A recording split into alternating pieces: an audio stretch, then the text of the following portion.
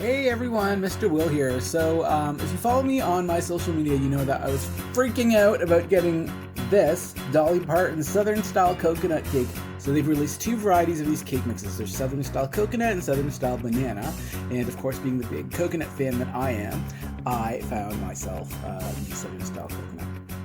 But if you're lucky enough to live in the States, you'll know that big chain retailers like Target, Walmart, or any of the bigger chain grocery stores do carry these in stock, but only for a limited time. So they've also released these limited edition Dolly Parton and Duncan Hines Buttercream Frostings. So obviously you can't have a cake without frosting. So also nab that. Finding these, it wasn't so easy. Like I checked, various online retailers, and nobody was really shipping them to Canada. But fortunately, on eBay, there are free resellers who have been selling them at a premium, and I don't mind you, because I'm so super anxious to try these. So we're going to make a spin on Dolly Parton Southern Style Coconut Cake today. We're going to do a Mont Blanc, which is like chestnut cream coconut cake. So two of my favorite things together in one. We're going to see how this goes. I'm super stoked and excited for you guys to join me. So like many of you, I also grew up to the music of Dolly Parton. I have very fond memories of seeing 9 to 5 when I was a kid, just having a lasting impression on me. And this past year, I was lucky enough to see, at South by Southwest, I was able to see the documentary about 9 to 5 and that lasting legacy that it's had on feminism, the Me Too movement, and just, film and cinema in general today, with a female-led cast. So, Dolly Parton, yeah, I would totally trust her with baking advice. So it's kind of like, it makes total sense that she'd collaborate with Duncan Hines. I mean, I'd go to her for life advice, baking included. Other celebrities like Rihanna, maybe, not so much.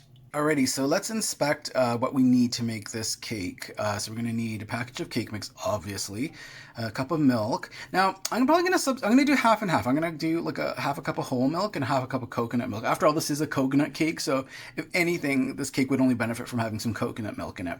Half a cup of butter, I've got that. 4 eggs, I've got those ready at room temperature. Yes, the container frosting, sweet and flake coconut. Yes, I do have that, and Pam baking spray. Now I don't have baking spray, but I'll just I'll just smear some vegetable oil on my cake pan. We're ready to mix this. All right, so just taking this out of the package. It's super tough doing this with one hand. All right, you hear the oven going off, so I've preheated that at 350. So this box, it's totally gorgeous. It's definitely a collector's item. I'm definitely keeping this. Not that I'm a hoarder or anything. We got the eggs up in this mixture, and we got some butter, half a cup, but I like to add just a little bit more. All right, the cool thing about Asian grocery stores is they have these funky items that you can't get anywhere else. So I was able to find this half cup portion of coconut milk. And voila. And another half cup of milk. Whole milk is preferred. And of course my trusty egg beater. We're just gonna beat this till smooth, per directions.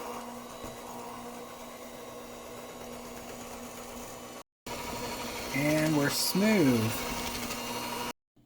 Alright guys, the package says do not eat raw cake batter. Don't do it.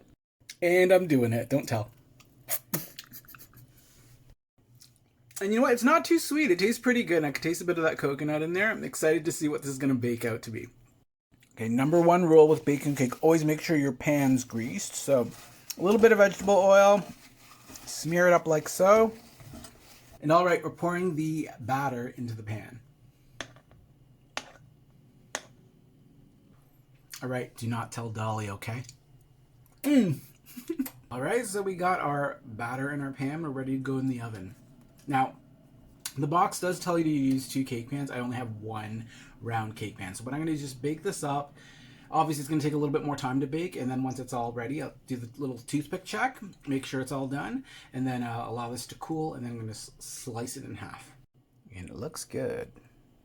All right, so that's going to go in the oven there for about half an hour. I'll check around just a little bit before the half-hour mark, do that toothpick check, make sure the cake is done. And since we're waiting already, why not working 9 to 5? What a way to make a living, barely getting by. It's all taken and no giving. They just use your mind and they never give you credit. It's enough to drive you crazy if you let it. 9 to 5.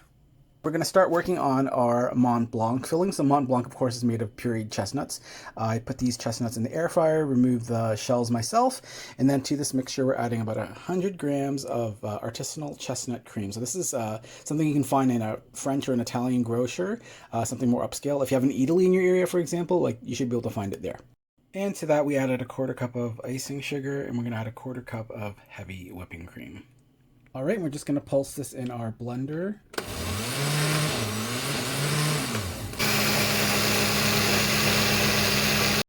All right, just checking in on my Mont Blanc cream. It looks amazing. It's a good consistency. I'm going to chill this so it's going to set a little bit more and be even a little bit more firm, which is good because the icing sugar in it's gonna set. So it's going to be able to sustain the weight of the layer of cake that's going to go above the center. Confession: I did add 1 spoon of organic vanilla extract. I did forget to add that earlier, but I added that in. We should be good to go. Already got that Mont Blanc filling all saran wrap, ready to go in the fridge. Let it set for an hour or 2. Pro tip, never open the oven while you're baking your cake, but this cake looks like it's becoming golden brown. It's looking gorgeous. In a few minutes, we're going to go in there. We're going to check with our toothpick. One final test. We're going to do the toothpick test. Put that toothpick right down the middle. And it's clean, so we're good to take this out. The fact that we used 1 cake pan, this translated to about 50 minutes at 350 degrees Fahrenheit. And now that the cake is cooled down for about 15 minutes, we're just going to transfer this cake to this rack. So just a trick is that I take a dull knife and I just go along the side of the cake just to sort of guide it out gently. Lift the pan up. So just wearing a glove, remember to shake the pan just super gently, guide that cake out. All right, isn't that beautiful? So now what we do is we just cool the cake on the rack. What that does is allow the bottom of the cake to flatten out so that it's even. We're going to let this chill for, I don't know, a couple hours before we frost it. You guys still with me? All right, this cake's been chilling for a couple hours at room temperature. And when I touch it, I feel that it's cool to the touch. So that means one thing, it's ready to ice.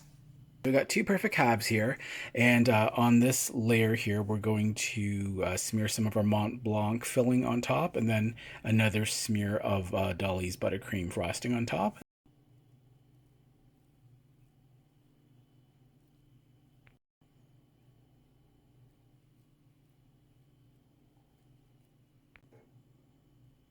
Dolly, we're ready for you.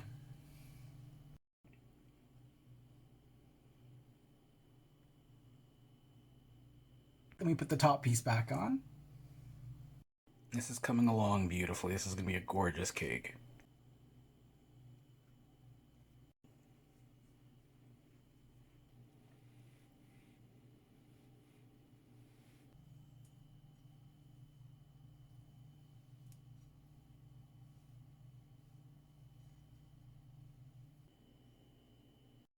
All right, finishing touch, some grated unsweetened coconut. This cake is plenty sweet. There's plenty of sugar in the icing already, so we're just going to balance it out with just a little bit of unsweetened coconut. It wouldn't be a coconut cake without it. Okay, my piping skills do need work, I admit that, but I did my best. I'm going to let this cake sit overnight. I'm so excited to have a slice of this tomorrow. Good morning. We're ready to try this cake. Yep, we're having cake for breakfast.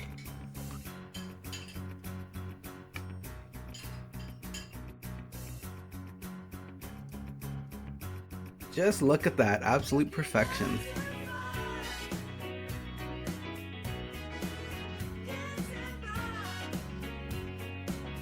All right, now for a taste test. Yeah, the way the nuttiness of the chestnut interacts with the coconut, it's perfect marriage. Good job, Dolly. And surprisingly too, it's not too sweet either. Thanks for tuning in.